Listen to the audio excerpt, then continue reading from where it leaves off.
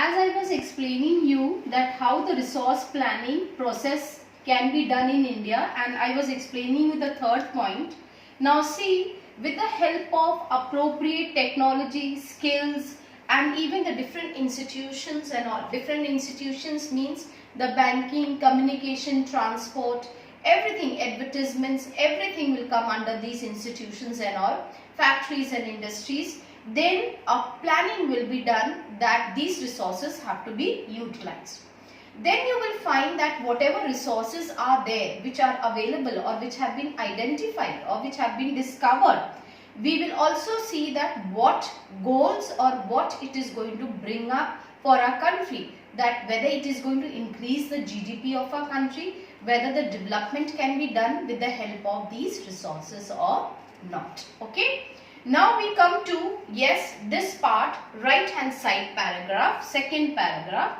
You will come to know there is no question related to it, but definitely I will explain you.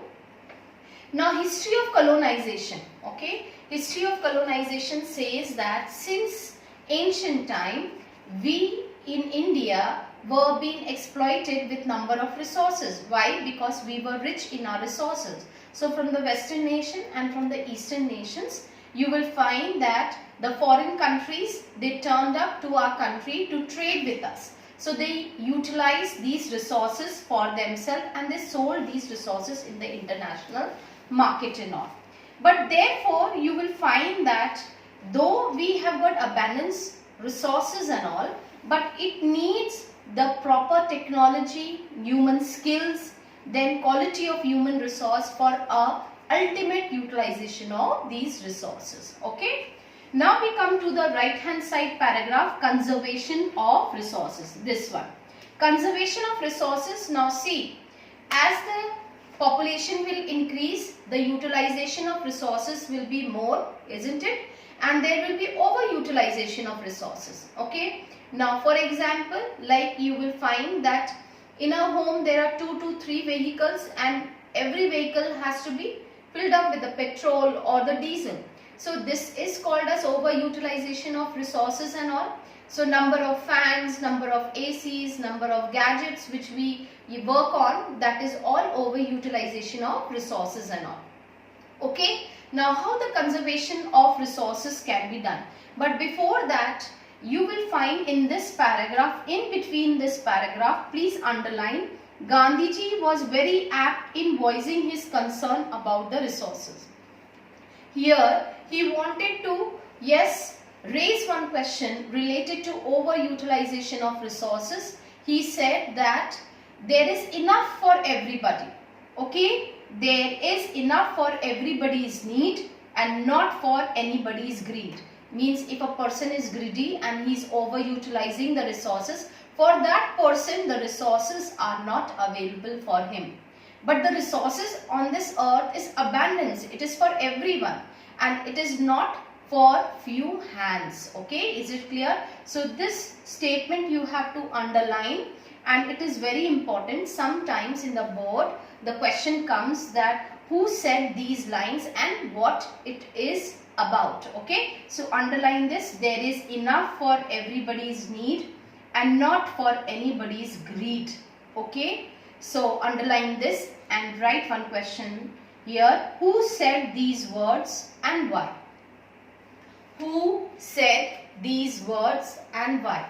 So you will write Gandhiji said these words, and why he said that. He said because the resources which are available, it is for everyone. It is not for the greedy and the selfish people. Okay, understood? So it should be exploited in a judicious manner, in a systematic manner. So answer is being given within the paragraph only, the few lines which are being given at the last. Okay, yes. Now further related to the conservation of resources, come to page number 5 now, left hand side paragraph.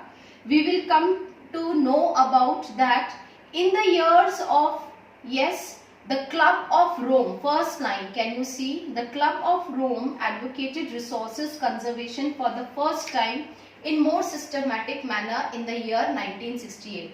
In the year 1968, the Club of Rome They sat together, and this was the first time where they talked about global warming, then the ozone depletion, then they talked about deforestation, then they talked about environmental degradation. All these problems were being discussed. Under Gandhian philosophy, you will find that once again presented by Schumacher in his book Small is Beautiful. Underline this, small is beautiful, and the Schumacher. Okay. Under which philosophy, children? Gandhi's philosophy. Okay. In the year 1974. So this is a philosophy in which it was being talked about how to do the conservation of resources, how to preserve the resources in the systematic manner and in a proper manner and all. Okay, understood? Now see, one more line is very important in this paragraph, that is our common future. You will find the last third line of this paragraph, our common future. Another significant contribution was made at the Earth Summit on Rio de Janeiro in Brazil in 1992. Okay. So in this paragraph you will mark Gandhian philosophy 1974, Schumacher, small is beautiful, a common future, okay, which was discussed in Rio de Janeiro summit in the year 1992. Okay, is it clear? Now we come to the next topic, land resources. Now we will talk about land resources in India. Okay. Yes, very important it is. So 43% of India's land is plains, which is being converted into agriculture. Okay. Then you will find that 27%, you will find that 27% is a plateau area, which is full of minerals, okay, and the resources and all. And lastly, you will come to 30%. This is containing mountains. Okay.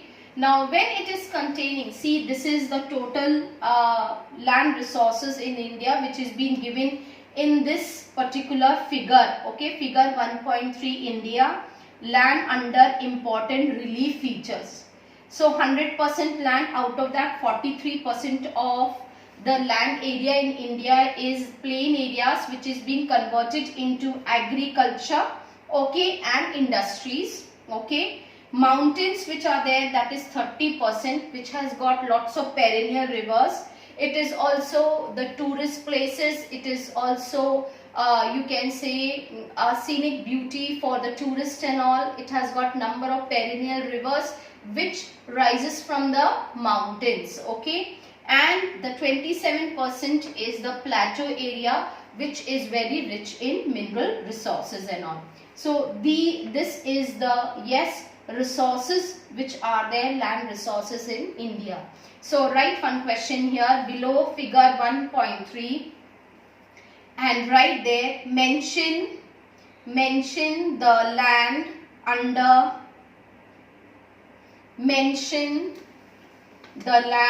under important relief features.